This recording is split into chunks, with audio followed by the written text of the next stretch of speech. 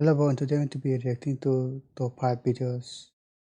This is Murderous Mind, the Milwaukee Monster Dahmer documentary. I know he's a serial killer, but I haven't watched this documentary yet. I'm not supporting this serial killer, I'm just fascinated by his mind. Also, this video might contain some graphic details, some graphic voice. If you're not ready to watch this, then please exit the video now. Alright, for the rest of you, let's react to this and watch. Right, here we go. Between 1978 and 1991, one man raped, murdered, and dismembered 17 men and boys. Many of Jeez. his later murders also involved necrophilia, cannibalism, and the storage and preservation of body parts. Not something a sane individual would even think about, let alone act on. But shockingly, this man was considered a sane individual who carried out some of the most heinous and perverse crimes in history. His name was Jeffrey Dahmer.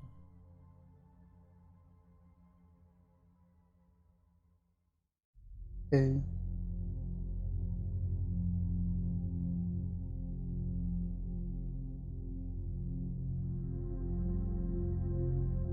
And look at the production quality of this video.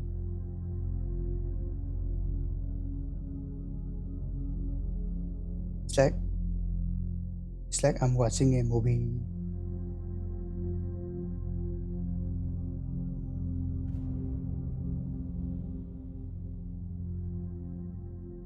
Very well done on the intro there. Jeffrey Lionel Dahmer was born on May 21st, 1960, at the Evangelical Deaconess Hospital in Milwaukee, Wisconsin. He was the firstborn son of Joyce and Lionel Dahmer, who were a young couple who were born and bred in Wisconsin. The family lived in the suburb of West Allis, Milwaukee. After Jeffrey was born, his mother found it difficult to bond with her child and was possibly suffering from postnatal depression. But this Postnatal depression. I think this is my first time hearing postnatal depression. was the 1960s, and it wouldn't have been as recognized or treated as it is nowadays. Her condition wasn't helped by Lionel, who at the time of Jeffrey's birth was a student at Marquette University, working towards a degree in chemistry, and who spent long periods away from his wife and baby, as he buried himself in his books. Although Joyce indicated she was struggling, Lionel assured her it would all be worth it in the end, and when he finished his studies, he would have a well-paid job, and they would have a good life. When Jeffrey was 2 years old, his father was offered a place at Iowa State University to study for his PhD, so the family moved from Wisconsin to Ames, Iowa. So he studied in Iowa University. At this time, Jeffrey was described as being an energetic and happy child. But Jeffrey's behavior changed when, at the age of 4, he underwent surgery for a double hernia in his scrotum. The surgery corrected the problem, but after the operation, Jeffrey became notably subdued and withdrawn. Maybe the surgery made a small contribution to him being a killer. This was possibly a turning point that later influenced feelings of sexual inadequacy and insecurity. There were also problems in his parents' marriage, and for much of Jeffrey's early years, he lived with extreme tension between his parents and constant arguments. Although there has never been any suggestion that Jeffrey was mistreated in any way, he was, by his parents' own admission, neglected at times, as his mother battled her mental illness and his father chased his academic goals. However, despite their difficulties in 1966, Joyce was pregnant again, and the family moved to Doylestown, Ohio. Later that year, Jeffrey had a baby brother named David, a name Jeffrey himself chose. Lionel had also achieved his degree and secured employment as an analytical chemist in the city of Akron, Ohio. His dad is an analytical chemist and he has a brother as well. It was during this period that one of Jeffrey's teachers noticed that he seemed to feel neglected. At the time, it was put down to the arrival of the new baby, and just a normal reaction for a sibling used to being the only child. But for Jeffrey, it was more than just a reaction to his brother's birth. Even his father was concerned about how extraordinarily shy and withdrawn he was, and how terrified he was of new people and situations. The parents should have exposed him to new people from the early age. This probably wasn't helped by the problems in his parents' marriage. because despite an initial period immediately after David's birth, when things calmed down, it wasn't long before Lionel and Joyce's volatile relationship resumed, and eventually they were sleeping in separate bedrooms. By now, Jeffrey was exhibiting signs that were not normal for a young boy, and he was becoming increasingly lethargic and solitary. He was also developing a growing fascination with dead animals, something that started at the age of 4, when he had been watching his father remove animal carcasses from the crawl space beneath the family home and placing the bones in a bucket. Young Jeffrey became mesmerized by what his father was doing and the noise the bones made as they were dropped into the bucket. Jesus. Well, that was disturbing. However, this interest had now manifested into an unusual curiosity in dead creatures. He wasn't interested in killing them, but he was fascinated in dissecting them and learning how they were composed. However, rather than being alarmed at his son's macabre new hobby, Lionel encouraged it, believing it was his son showing an interest in chemistry and biology, and using his scientific background, he showed Jeffrey how to safely bleach and preserve animal bones. He would have no clue that his son would one day use this knowledge in the dissection of his human victims. Jesus. There was another sign that Jeffrey was not the sweet little boy that he looked. At the age of 7, he caught a bucket of tadpoles as a present for his favourite teacher. He took them into school and excitedly presented his gift to her. As you would expect, she was grateful and thanked young Jeffrey. However, he later found out that she had given the tadpoles away to another pupil who was a friend of his. Jeffrey saw this as rejection, and when no one was looking, he emptied engine oil into the bucket, killing all the tadpoles so his friend couldn't have them. Jesus. But he took jealousy too far in this early years. In 1968, the family moved to Bath, Ohio, but home life for Jeffrey was not getting any better, and by 1970, his mother was hospitalized twice for psychiatric problems. According to Lionel, she had been taking drugs to deal with her extreme nervousness for years, but they didn't work well, and she was not a stabilizing influence in Jeffrey's life. As he approached adolescence, he was becoming more and more erratic and isolated, and had built a reputation at school as an oddball, with an inclination for stupid pranks and very heavy drinking. Some of his pranks included shouting things out at inappropriate times and I think this is a clip from a movie called Dahmer. taking epileptic fits. Despite being bright and intelligent, the only subject he excelled in school was biology, where he could dissect animals and nurture his interest in how bodies worked. What nobody realized was that this was stirring unnatural impulses in young Jeffrey that eventually he would be unable to suppress.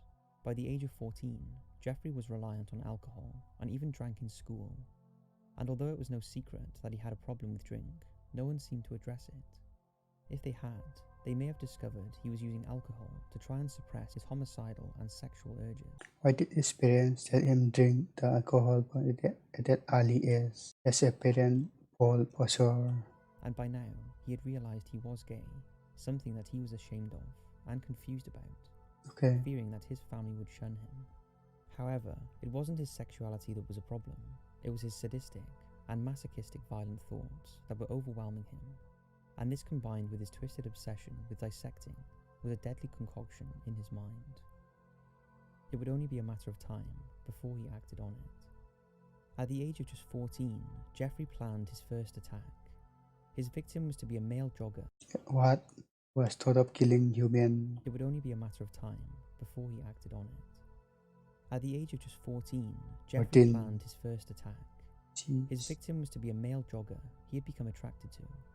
He began noting the man's route and intended to hide in a bush with a baseball bat and attack the jogger, rendering him unconscious so he could sexually violate him. But the Jeez. day he chose to act out his fantasy, the jogger didn't show up. In a moment of realization, Jeffrey never attempted to implement this plan again, at least not by this method. In 1978, just before Jeffrey graduated from high school, his parents finally separated in what turned into an acrimonious and bitter divorce. Because Jeffrey was 18 and legally an adult, there was no custody battle over him. His parents, however, fought for custody of his young brother David, and it was his father who was eventually awarded custody, leaving Jeffrey out in the cold, with neither of his parents taking responsibility for him. They made a huge mistake there. Why would they leave his son alone in the house with no job or financial income? Not long after, both his parents and his brother left the family home, leaving Jeffrey in the house alone. And for the first time, he was able to indulge unchecked in his morbid desires. The family rarely checked in on him, and his newfound freedom suited Jeffrey just fine. He could drink as much as he liked, with no one to answer to, and he was free to work on his murderous fantasies. Oh boy. On June 18, 1978, Jeffrey started his day with a drink, but by late afternoon, he was all out of beer, so he drove his car into the liquor store to pick up supplies. On his way back, he spotted a young man hitchhiking. He immediately pulled over and offered him a lift. This man was 18-year-old Stephen Hicks, and he was on his way to a rock concert in Cleveland. He accepted Dahmer's lift and inexplicably agreed to go back to his house for a beer. It's not known how Jeffrey persuaded Hicks to go back with him, as it was known he was keen to get to the concert on time. He was not a known homosexual either, and was considered streetwise. However, Jeffrey was polite and charming, and this may have given a false impression of his real motives. Back at the house, the two drank, and Jeffrey planned in his mind what his next move was. But Hicks grew tired of the chat and Is he going to die? went to leave.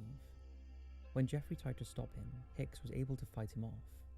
But as he turned his back to walk out the door, Dahmer hit him with a barbell, rendering him unconscious. He then strangled him using the same barbell.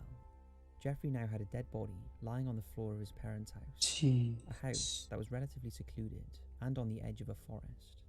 Jeffrey knew that he had all the time in the world to do as he wished with the corpse of Hicks, and after lying with the body for several hours and satisfying his sexual urges, Jeffrey set about cleaning up the place and disposing of the body. He dragged Well, that was disturbing. There was some graphic detail. the body into the bathroom and set about dissecting it, just as he had dissected many animals before throughout his childhood. The process took hours, and Jeffrey relished every moment, but soon realized he had to hide the body as his father was due to visit. Jeffrey hid Stephen's body in a drainage pipe. He later retrieved it and dissolved what was left in acid and flushed it down the toilet. The bones that did not dissolve properly, he smashed to pieces with a sledgehammer and scattered them in the woods behind his house. In interviews Jeffrey gave after his conviction, it was apparent that his first murder was the catalyst for what was to come. So nothing's really been normal ever since then. Even this voice is scary. Like a demon. That I just try to live as normally as possible and just bury it, the memory of it and everything. But things like that don't stay buried forever. About a month after the murder of Stephen Hicks, Lionel and his new girlfriend returned to the house to check on Jeffrey, and they were shocked by the state he was in. His father described him as having a dead look in his eye. He was drinking heavily, and his life was spiraling out of control. Not long after, Jeffrey enrolled in Ohio State University. He stayed only one semester before dropping out after his father paid him a surprise visit and found him drunk and disheveled in his dorm. Later that same year, his father remarried. By now, Jeffrey's father was becoming increasingly dismayed at his son's behaviour and refused to fund his drunken lifestyle. After some heated discussions, in early 1979, Jeffrey joined the US Army, where he trained as a medical specialist. Finally, he did a good thing. His early year service record was good, and although he was considered a bit of a loner, he got on well with his fellow soldiers. Okay. However, after he was transferred to Baumholder, West Germany, his demons returned, and he started to drink heavily again. Two soldiers later attested to having been raped by Jeffrey during his army service, How strong is he? He raped two men. one of whom claimed that while he was stationed in Germany, Jeffrey repeatedly raped him over a 17-month period.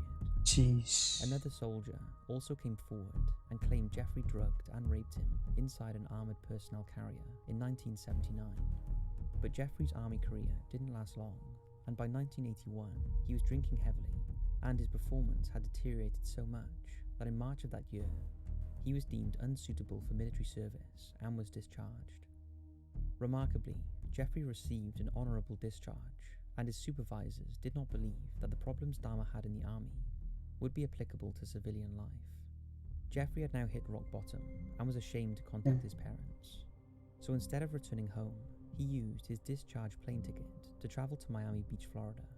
Here he found employment at a delicatessen and rented a room in a nearby motel. But he spent most of his salary on alcohol and was soon evicted from the motel for non-payment. After spending a few nights sleeping on the beach, he eventually He's basically homeless at this age. found his father and asked if he could return to Ohio. Jeffrey moved back into the family home with his father and his new wife. He moved in. But just 2 weeks after his return, he was arrested for being drunk and disorderly. Lionel could take She's addicted to drinking that much. no more of his son's behaviour, and in December 1981, sent him to live with his grandmother in West Allis, Milwaukee. Initially, Dahmer's living arrangements with his grandmother were harmonious, and he was the perfect grandson. He accompanied her to church, did chores, and actively sought work. And in early 1982, Jeffrey found employment as a phlebotomist at the Milwaukee Blood Plasma Center, where he worked for 10 months before being laid off. But shortly before He worked in blood plasma for 10 months. Alright. losing his job, he was arrested for indecent exposure after he exposed himself to women and children at Wisconsin State Fair Park. He was convicted and fined $50 plus court costs. Jeffrey remained unemployed and living off his grandmother for the next 2 years, before in January 1985 he was hired as a mixer at the Milwaukee Ambrosia Chocolate Factory. By now, Jeffrey was a frequent visitor to gay bars and bathhouses. He resisted killing, but was barred from one bathhouse because of allegations that at least on 4 occasions he took someone to a private booth and drugged them. No charges were ever filed, despite one of the victims being hospitalized for a week. Jeffrey later revealed the reason he drugged his victims was because he became frustrated that his partners moved too much during the sexual act, and he preferred the control he had over them if they were unconscious. Okay. At one point before he killed again, he considered digging up the freshly buried corpse of an 18-year-old local boy who had just passed away. He abandoned the plan after the digging tired him out. In August 1986, He dig up the corpses. Right, I'm not sleeping tonight. Jeffrey was arrested again for masturbating in front of 2 12-year-old boys. Initially, Jesus. he admitted the charge, but quickly changed his story and claimed he had merely been urinating. Nevertheless, he was charged with disorderly conduct and sentenced to 1 year's probation, with instructions to undergo counselling. However, just a year later, the pent-up frustration and deprived thoughts finally took over, and after a 9-year hiatus, Jeffrey killed again. On the evening of September the 15th, 1987, He killed again in 1987. Dahmer met 25-year-old Steve Tuomi at a gay bar in Milwaukee. The pair ended the night at the Ambassador Hotel in Milwaukee, Wisconsin, where Jeffrey had rented a room for the evening. According to Jeffrey, he had not planned on murdering Tuomi and only meant to drug him and rape him as he lay unconscious. The following morning, however, he woke to find Tuomi dead, hanging over the side of the bed, his chest crushed and black and blue with bruises, with blood Jeez. seeping from the corner of his mouth. Jeffrey noticed Don't want to imagine that scene at all. his own fists and forearm were also extensively bruised. He later claimed that he had absolutely no memory of beating Tuomi to death, Really. but he had, and at that moment he panicked. Not because he had just killed a man, but how he was going to dispose of the body.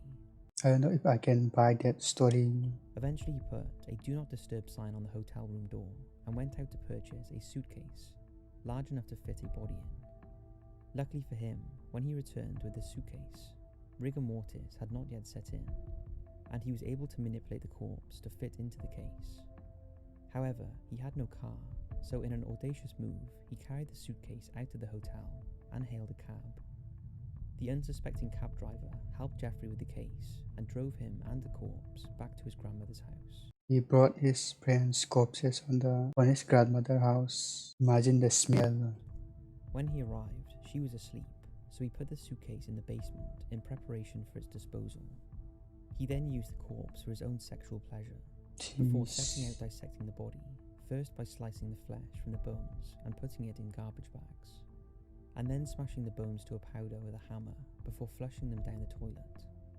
He saved the head and genitals and later bleached them to preserve them, and as he did with several of his victims, he locked them in a box that he kept in his bedroom closet. Gee. But after 2 weeks, the skull became too brittle and Jeffrey smashed it up and disposed of it. His grandmother was completely oblivious to what Jeffrey was doing. On the other hand, his father was becoming increasingly suspicious of his son's behaviour, and after visiting one day, he searched his son's room and demanded to know what was in the locked box. Jeffrey refused to open it, and an altercation between him and his father ensued. Jeffrey managed to divert attention away from opening the box, and his father didn't learn about the contents of it until after his son was arrested. But this second murder, and the ease with which he was able to commit it and dispose of the body, only fueled Jeffrey's desire, and his compulsion to kill again was too strong. Jeffrey was now actively seeking victims, and 2 months after he murdered Stephen, Dahmer was on his way to a gay bar when he met a 14-year-old Native American boy. Jeez, he's going to kill this poor 14-year-old boy again. Named James Doxator, who was prostituting himself. Jeffrey struck up Prostitute, a conversation. a 14-year-old boy prostitute. Prostitution was legal in that era. Him to his grandmother's house with an offer of $50 to pose for nude pictures. At the house, the pair engaged in sexual activity before Dahmer drugged and strangled him. He then left the boy's body in his grandmother's cellar for a week before dismembering it, much the same. A week? Can you imagine a corpse 7 days old? And that's disturbing. Same way as he had with Tuomi. He then put James's remains in the trash, retaining the head, which he later boiled before pulverizing it. Boiled. Jeffrey's next victim was 22-year-old Richard Guerrero, who he met on March the 24th, 1988, outside a gay bar called the Phoenix. He lured the man to his grandmother's house, offering him $50 if he would stay the night. He later drugged him with sleeping pills and Again, $50. strangled him with a leather strap, and after sexually violating his corpse, he dismembered his body in less than 24 hours. Why did he dismember all of this body? I guess he would only know the answer to that. Again retaining his head and disposing of the remains in the trash and down the toilet. However, just a month after Richard's death, Jeffrey's murder spree almost came to an end. On April the 23rd, 1988, Jeffrey took a man called Roland Flowers back to his grandmother's house. She was usually asleep, and he could carry out his rape and murder without her noticing. But on this occasion she was awake and heard Jeffrey come home with a man. And after he had drugged him, she called out to remind him that he was not allowed visitors late at night.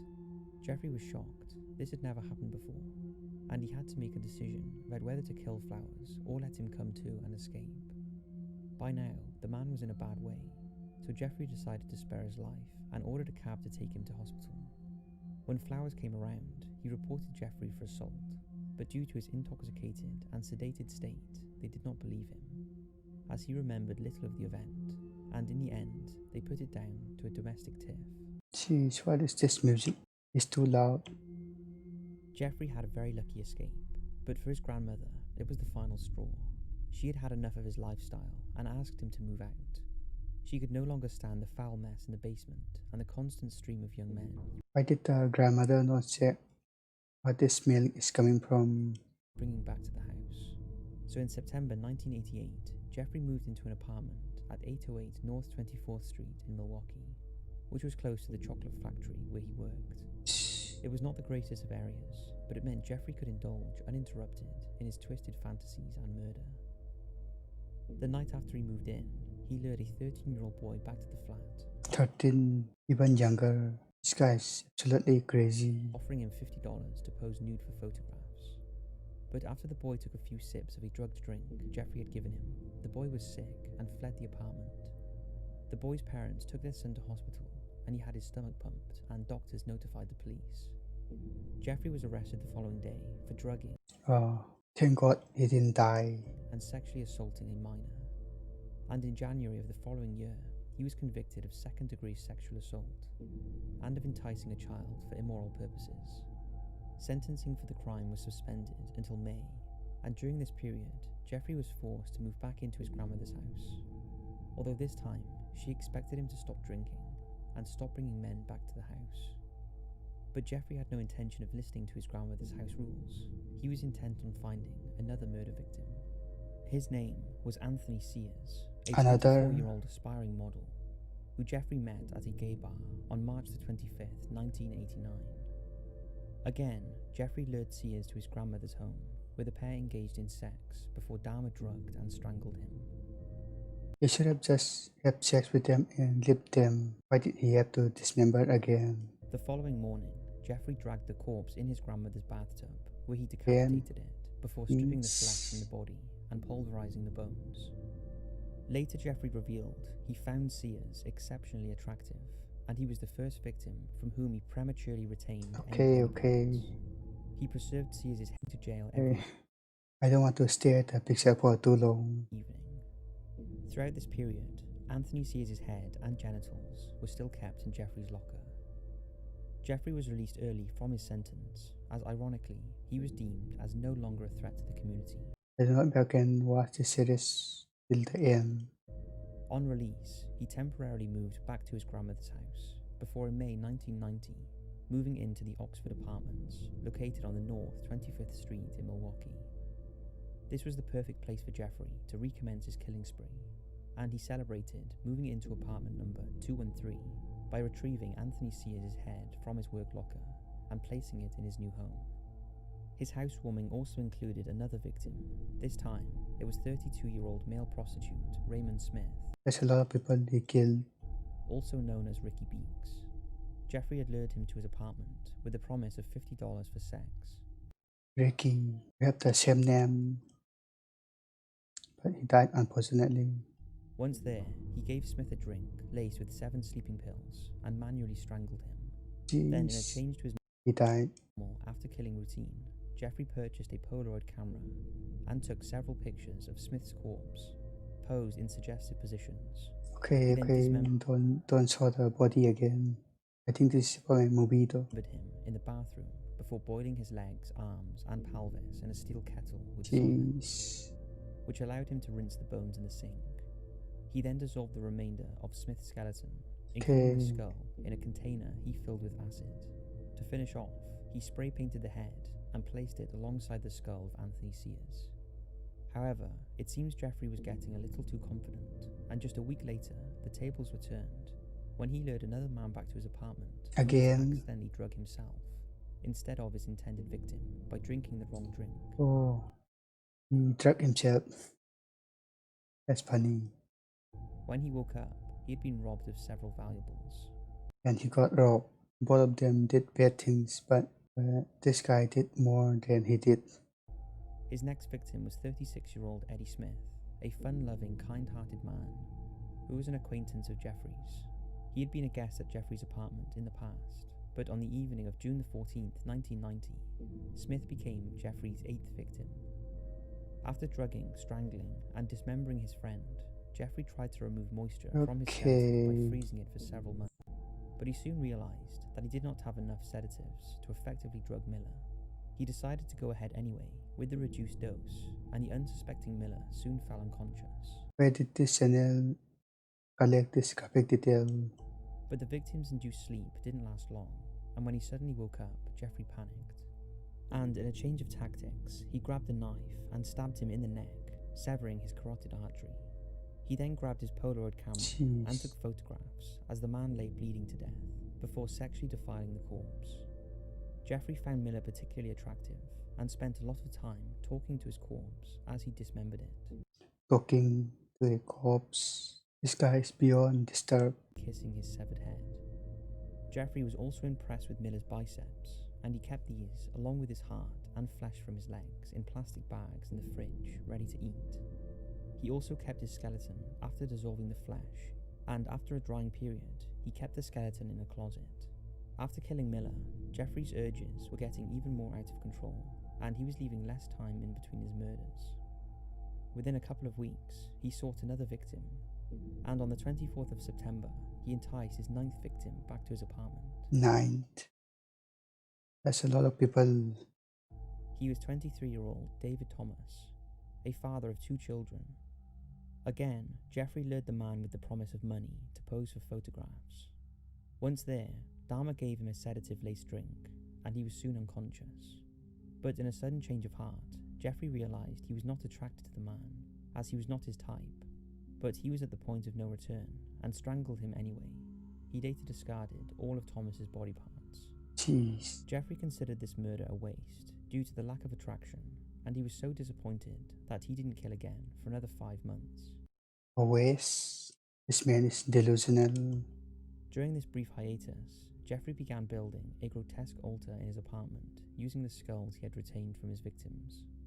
He also became obsessed with the film The Exorcist 3, a film he later felt a connection with. It wasn't long before the urge to kill again became too intense, and by February 1991, I haven't watched Exorcist 3, but I have watched 1 and 2. They are pretty good. I don't know what Jeffrey Dahmer sees in Exorcist 3. began prowling the streets looking for his next victim. He met 19-year-old Curtis Straughter, and after offering the young man money to pose for him, the pair went back to Jeffrey's apartment, where he drugged, He's going to die. raped, and strangled him. He then dismembered his body and kept his head in the refrigerator. However, for his next victim, Jeffrey would ramp up his depravity in the vilest way. Jeffrey's fetish had always been a totally subservient sexual partner. The reason he killed them was because they moved around. So he decided that rather than kill his next victim, he would try and create a living zombie. Why don't he just tell them not to move? And a completely superservient partner without the need to kill them. So when he enticed 19-year-old Errol Lindsay back to his apartment, after drugging him, instead of killing him, he cut a hole in his head and poured muriatic acid into his brain. But the experiment didn't go to plan. Now he's experimenting with people again. And Lindsay woke up clutching his head and complaining of a headache before collapsing on the floor. Jeffrey realized he had to act fast, so he drugged the terrified man again and then strangled him. He decapitated Lindsay and retained his skull. He also tried to preserve his skin by placing it in a solution of cold water. But eventually, Jeffrey disposed of the skin when it became too frail and brittle. Frail skin. I can even think. Now, fellow residents of the Oxford apartments were repeatedly complaining to the management about the foul odour emanating from apartment 2 and 3, as well as the strange noises. And although Jeffrey was contacted about the issue, he used his charm to explain a malfunctioning fridge causing the smell, and that several of his tropical fish had also recently died. Jeffrey's next victim was a casual friend who he had known for a while. His name was Anthony Hughes. Now he's killing friends. A deaf and mute man who communicated through sign language and lip reading.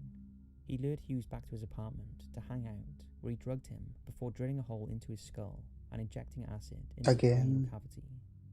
This time though, the acid injection killed Hughes. Jeffrey later claimed that he didn't intend to kill him, but rather, he hoped for Tony to become zombie-like. He punctured a hole in his skull.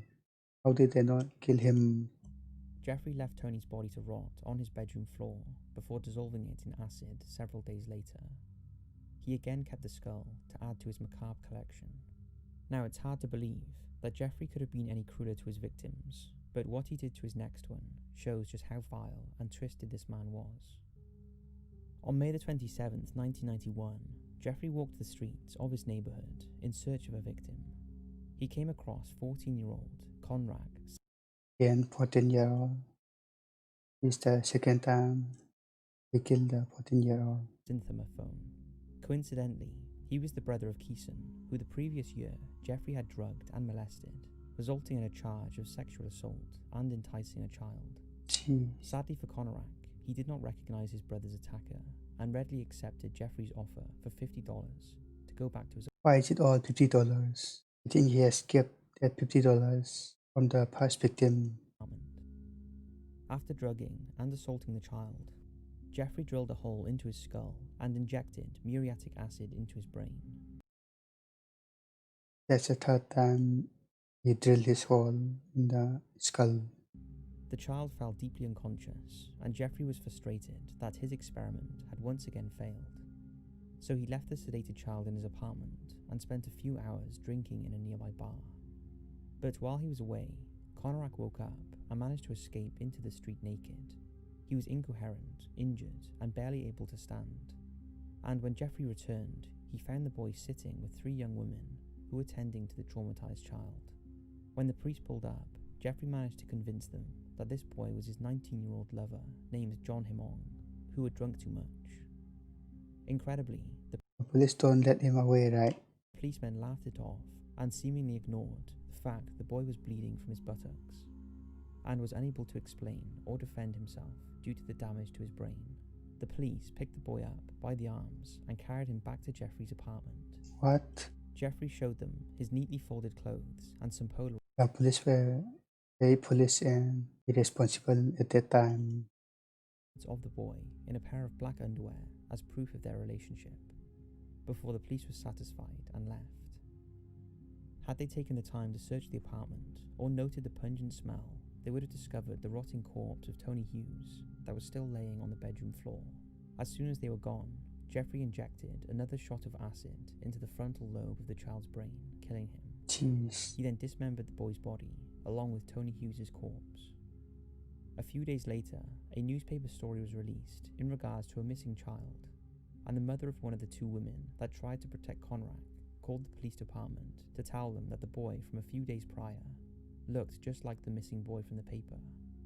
Sadly, no one was ever sent to talk with her about it. What? I guess the police didn't communicate with each other back then. What is astonishing in this case is how Jeffrey was able to fool everyone, including the police and his family, and how throughout his killing spree, he maintained his job in the chocolate factory, leading some to believe that maybe he was using the plant to dispose of some of the body parts. But Jeffrey was a charming, intelligent man. He was well organised and didn't look like a serial killer or a paedophile. He often dressed smartly, and his father later admitted that he had a silver tongue. And whilst his family started to suspect he was homosexual, they had no real inkling to the life he was hiding. Whenever they visited his apartment, and they often did, Jeffrey cleaned it up as if nothing had ever happened there. And when his neighbours started to complain even more about smells and noises, he solved the problem, not by stopping his killing, but by purchasing a 57-gallon drum that he filled with hychloric acid to ensure his victims were never smelt again. Jeez. So he uses his skill on chemistry there. That's a bad way of using that knowledge. Jeffrey was also intelligent enough to know he had to change his tactic, and instead of choosing his victims from gay bars and the streets of Milwaukee, he decided to travel further afield to a new killing ground 2 hours away in Chicago. As he didn't drive, he made the trip on a Greyhound bus, and on June the 30th, 1991, he met Matt Turner, a 20-year-old social butterfly. It's likely that Jeffrey offered him money for photographs, and he ended up on a Greyhound bus back to Milwaukee with Jeffrey. Once inside apartment 213, Jeffrey drugged and strangled Turner. People need to stop being so friendly and moving to the stranger's house. Before dismembering him, dissolving his body in the 57-gallon drum of acid, and keeping his skull to add to his collection.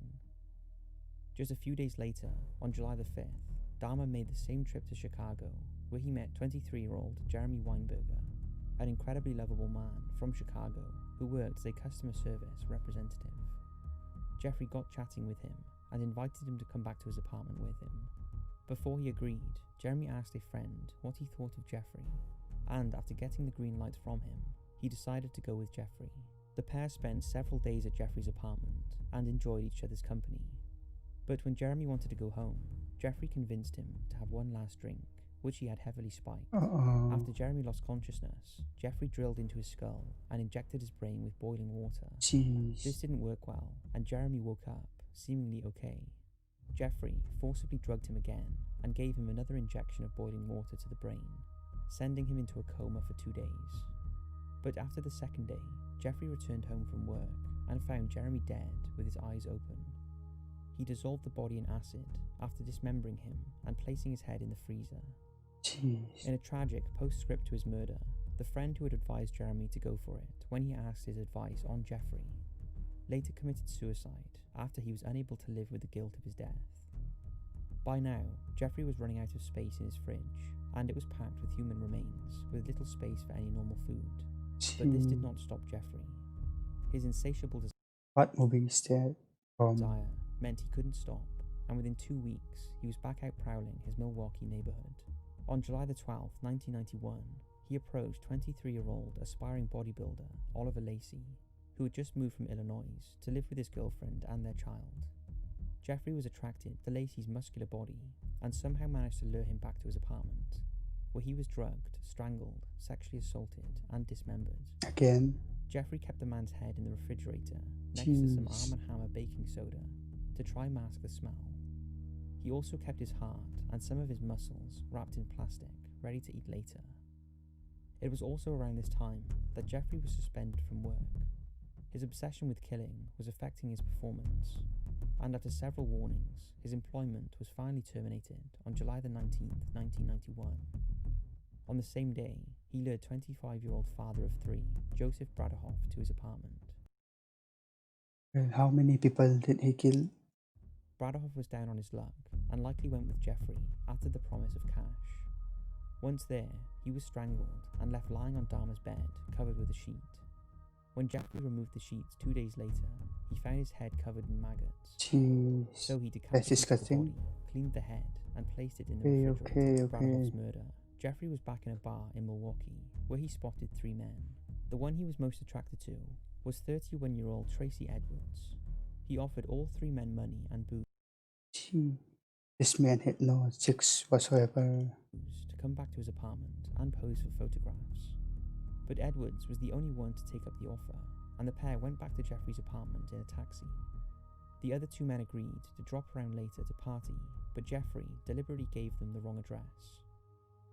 As soon as the two men arrived at the apartment, Jeffrey began pressuring Edwards to undress. He also gave him his standard spiked drink, but Edwards didn't drink it. He sensed something wasn't quite right about the situation, and he noticed Jeffrey's friendly demeanor had changed. As he looked around the apartment, he saw boxes of acid. He also noticed the foul smell. Sensing danger, Edwards got up to leave, but as quick as he could, Jeffrey reached over and put a handcuff on one of his wrists. As Edwards fought, Jeffrey pulled out a large knife. But in a bizarre move, instead of stabbing him, Jeffrey led on Edwards' chest and listened to his heart before explaining he was going to eat it. At this point, Edwards hit Jeffrey and ran into the street. He was able to flag down two police officers, but similar to Paul Conorak, the police Thank God he survived. were reluctant to get involved. However, Edwards was much more coherent than Conorak and eventually persuaded the police to pay Dahmer a visit. Predictably, Dahmer put on the nice guy mask once more and invited the trio inside. He admitted to placing the handcuffs on Edwards, but offered no explanation as to why. One of the policemen, Officer Muller, headed into Jeffrey's bedroom to retrieve the knife after Tracy told him he would find it in there. As he did, Dahmer tried to push past him in an effort to keep him from going through to the bedroom. But the second policeman, Officer Routh, intercepted and warned Jeffrey to back off. Jeffrey's game was up. Muller found the knife on the bedside table. He also noticed inside the open drawer piles of Polaroid photographs depicting over a dozen human bodies in various stages of dismemberment That police will be terrified all his life. Right now. Purposefully posed in hideous positions. After a brief struggle, Jeffrey was arrested. Backup officers were called to the scene, and Muller began searching the apartment. But just a minute or two after beginning his search, he opened Jeffrey's refrigerator and was met with the empty gaze of a freshly severed human head. He would later recall I'm gonna skip all the graphic hearing pictures. someone scream, only to realize the scream had been emitting from his own throat. Tracy Edwards was deemed the hero that put an end to Jeffrey's reign of terror. However, the publicity he received backfired. As it turned out, the state of Mississippi had put out a warrant for his arrest for the sexual assault of a 14-year-old girl, and he was 14-year-old pedophile got another pedophile in this, I guess. later arrested and charged with the crime. A more detailed search of the apartment, conducted by the Criminal Investigation Bureau, revealed the full horror of Jeffrey's crimes. In total, 4 severed heads were found in his kitchen. A further 7 preserved skulls, some that were painted and some that were bleached, were found in his bedroom and closet. In the refrigerator, investigators collected human blood drippings from a tray at the bottom, plus 2 human hearts and a portion of arm muscle, each wrapped inside plastic bags. Why is this music humming in my ear? Top5 did a great job on scaring people. Placed on the shelves. The freezer revealed more body parts and contained an entire torso, plus a bag of human organs and flesh stuck to the ice at the bottom. Okay, I'm ready Elsewhere in to the skip. apartment, 2 complete skeletons, a pair of severed hands, 2 severed and preserved penises, and a mummified scalp. Venus. There were also 3 more dismembered torsos, discovered dissolving in acid in the 57-gallon drum. Jeffrey had been caught red-handed, and when 74 Polaroid photographs were recovered that detailed Jeffrey dismembering his victims, he had very few legal cards to play. As details of Jeffrey's crimes started to leak out to the people of Milwaukee, and eventually the world, the extent of his horror was hard for many to understand. It was almost unbelievable that a seemingly normal human being could inflict such pain and suffering on another, but the evidence in Jeffrey's apartment was overwhelming. After being taken to the police headquarters, Jeffrey was interviewed by 2 veteran homicide detectives, Patrick Kennedy and Patrick Murphy, and although they were experienced officers, they had never come face to face with a serial killer as prolific and heinous as Jeffrey, and nothing could have prepared them for what they were about to hear. Throughout his interrogations, Jeffrey waived his right to have a lawyer present, and stated he wished to confess all. Right now he's confessing all his crimes. In his own words, he said, "I created this horror, and it only makes sense I do everything to put an end to it." He went on to readily admit to having murdered 16 young men in Wisconsin since 1987, with one further victim, Steve Hicks, his first victim, who he killed in Ohio back in 1978. Jeffrey made full and complete confessions concerning all the men and boys he killed, and he described at great length all the horrific details of his murders, including necrophilia and cannibalism.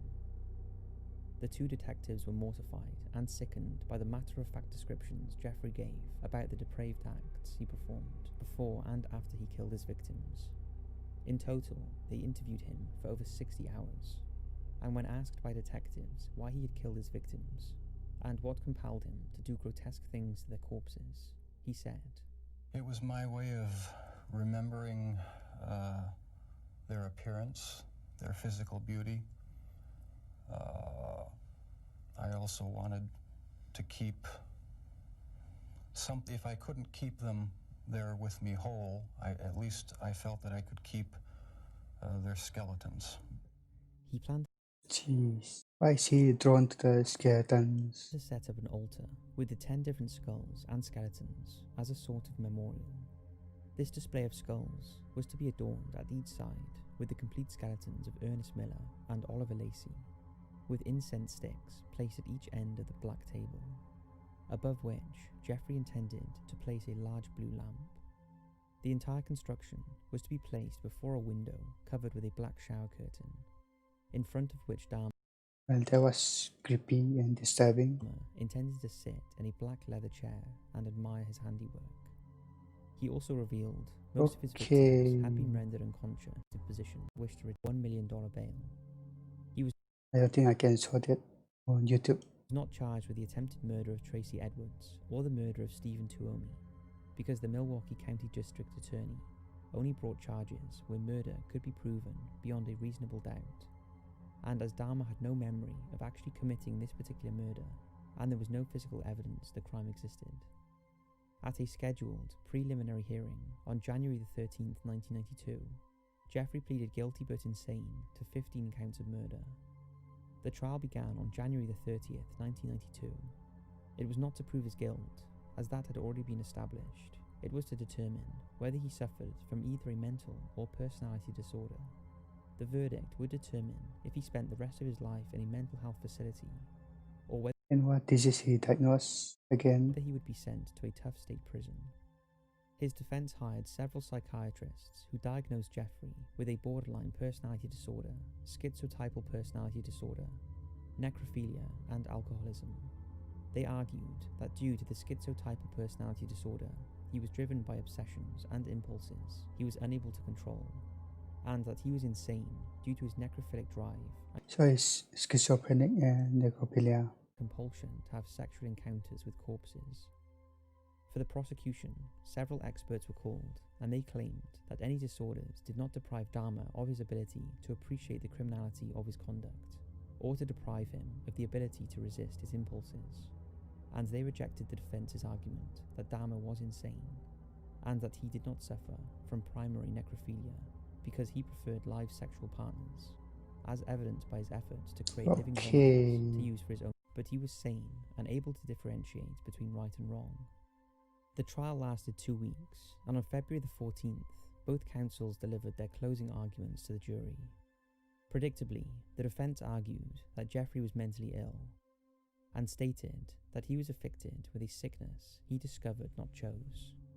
The prosecution, on the other hand, admitted Jeffrey was sick but sane when he committed his atrocities, and his victims died merely to accord Dahmer a period of sexual pleasure. On February the 15th, 1992, the jury agreed with the prosecution and found Jeffrey Dahmer sane. He was given 15 life sentences, totaling 957 years. 957 years of prison. And that's a lot. After he was sentenced, he was allowed to address the courtroom. This is what he said. Your Honor, it is over now. This has never been a case of trying to get free. I didn't ever want freedom. Frankly, I wanted death for myself. This was a case to tell the world that I did what I did not for reasons of hate. I hated no one. I knew I was sick or evil or both. Now I believe I was sick. The doctors have told me about my sickness, and now I have some peace. After his statement, not everyone who witnessed it were convinced of his remorse, and after a series of powerful victim impact statements from the victims' families, Jeffrey was led away to serve his life sentence at the maximum security Columbine Correctional Institution in Wisconsin. But before he could settle into his new forever home, on May 1st, 1992, he was extradited to Ohio to be tried for the murder of his first victim, Stephen Hicks. The hearing was just a formality and lasted just 45 minutes, and Jeffrey was sentenced to a 16th term of life imprisonment, after which he was sent back to the Columbia Correctional Institution in Wisconsin. However, his notoriety caused a headache for the prison authorities. After all, he was locked up with some of the country's worst offenders, including rapists, gang members, and serial killers, who had nothing to lose in attacking Jeffrey. For this reason, for the first year in his incarceration, Jeffrey was placed in solitary confinement for his own safety, and out of concern for fellow inmates. During this period, Jeffrey had no contact with other inmates, and only limited contact with prison staff. Everything he did was alone. He did, however, have a TV and access to books, but for the most part, he was just alone with his disturbing thoughts. After a year of solitude, Jeffrey was transferred to a less secure unit, where he was assigned daily work, detail cleaning the toilet block. He readily agreed to the move, as he believed that the threat posed by his own twisted thoughts was far greater than anything he could face at the hands of other inmates. He also indicated on many occasions that he did not care if he lived or died. During this period, Jeffrey gave an interview to Nancy Glass. Although despite being back with the prison population, he was still very much a loner and made few or no friends. It's interesting how his mind works, leading to killing. Although his family kept in regular contact with him, and he enjoyed phone calls with his brother, mother, and father. His father in particular was also a frequent visitor to his son, and he was desperate to understand what drove Jeffrey to commit the heinous acts he did. By now, Jeffrey had devoted himself to Christianity and became a born-again Christian. In May 1994, he was baptized in the prison whirlpool by Roy Ratcliffe, a minister in the Church of Christ and a graduate of Oklahoma Christian University. Following his baptism, Ratcliffe was a frequent visitor to Jeffrey, and the pair regularly discussed the prospect of death. Jeffrey questioned whether he was sinning against God by continuing to live. However, Jeffrey was always going to be a target for other inmates, and in July 1994, fellow inmate Osvaldo Jurthy attacked Jeffrey with an improvised knife. It consisted of a toothbrush with a razor blade pushed through the end. Osvaldo attempted to slash Jeffrey's throat as he returned to his cell from Roy Ratcliffe's weekly church service. But the attack was largely ineffective, and he only suffered minor cuts. In the same year, Jeffrey gave an interview with Stone Phillips on Dateline NBC, which also featured his father Lionel. It would be the last glimpse the world would get of Jeffrey Dahmer, and at the time of the interview, he had no idea that he would be dead in a few months. On the morning of November 28, 1994, Dahmer left his cell to conduct his assigned work detail. Accompanying him were two fellow inmates, Jesse Anderson and Christopher Scarver. The trio were left unsupervised in the showers of the prison gym for approximately 20 minutes. At around 8:10 a.m., Jeffrey was discovered on the floor of the bathroom of the gym, suffering from severe head and facial wounds. He had been bludgeoned with a 20-inch metal bar, and his head had been repeatedly struck against the wall. Although he was still alive, after being rushed to hospital, he was pronounced dead 1 hour later. Anderson had also been beaten with the same instrument and died 2 days later. Scarver killed two people at an instant. Serving a life sentence for murder, informed authorities he had first attacked Dahmer with the metal bar as they cleaned the staff locker room. He then attacked Anderson, who was cleaning an inmate's locker room. Jeez. According to Scarver, Jeffrey did not yell or make any noise as he was attacked. Scarver was adamant he had not planned the attacks in advance, although he later admitted to investigators that he had concealed the 20-inch iron bar used to kill both men in his clothing shortly before the killings. Upon learning of his son's death, Dahmer's mother, Joyce Flint, responded angrily to the media. "Now is everyone happy? Now that he's bludgeoned to death, is that good enough for everyone?" Jeffrey had stated in his will that he wished for no services to be conducted after his death, and that he wished to be cremated. In September 1995, Dahmer's body was cremated and his ashes divided between his parents. In the aftermath of his death, media outlets around the world were reporting the demise of one of the world's most heinous serial killers. There was little sympathy, and many celebrated his death, in particular his victims' families. But there were questions about whether the killing had been deliberately set up by prison staff. It transpired that on the morning of Jeffrey's murder, Christopher Scarver was placed with Dahmer and Anderson on the job. He had never worked with Jeffrey before or done that job, and Scarver was a dangerous man. He had mental health issues and a deep hatred of whites. Interesting. Maybe the police ordered him to kill Dahmer. He never hid his disdain for Jeffrey, and it was common knowledge that he carried around with him a newspaper article that detailed Jeffrey's crimes. So it seemed matching Scarver with two white men, one of which was Jeffrey Dahmer, was a recipe for disaster. Also, at the time of the killing, there was no guard anywhere to be seen, which was highly irregular. As in a max security facility like Columbia, it's necessary for one guard to be in sight of each inmate at all times that they are out of their cells. But the two guards assigned to that job that morning were nowhere to be seen. In fact, in 2015, Scarver gave an interview and indicated that the guards were complicit in the murders. However, despite investigations, to date, only Scarver has been charged with the murders, for which he received another life sentence. He also revealed that Jeffrey had been openly unrepentant for his crimes, and that he taunted fellow inmates by shaping his prison food into imitations of severed limbs, complete with ketchup to stimulate blood circulation. Jesus. There were also allegations that Jeffrey invited his own death and even welcomed it. Even when he was sentenced, he said, "This has never been a case of trying to get free. I didn't ever want freedom. Frankly, I wanted death for myself." In an interview with Nancy Glass, he admitted that he had suicidal thoughts, and when asked about the possibility of another inmate attacking him, he said, "There's no question that I deserve the death penalty. That's what I deserve. I deserve death." One thing is certain, at the time of his attack, Jeffrey was strong enough physically to fight Scarver off, and this leaves people to think that maybe he let Scarver overpower him and finally put him out of his misery. Those that believe Jeffrey was genuine about his conversion to Christianity also argue that to commit suicide would go against Christian scripture, but by allowing someone to kill him, he would be partially atoned for his sins and would be allowed to go to heaven as a true believer.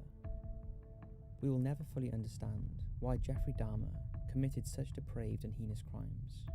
Was he born to kill? Was it the result of his childhood?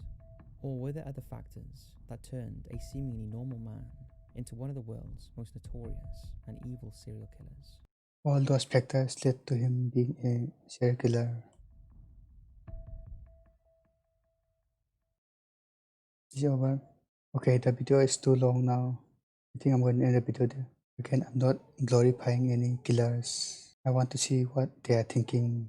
That sort of thing interests me. Make sure to like and subscribe for more content like this one. Make sure to like, subscribe, and hit that bell notification so you don't miss any uploads. And I will see you in the next video. Bye bye.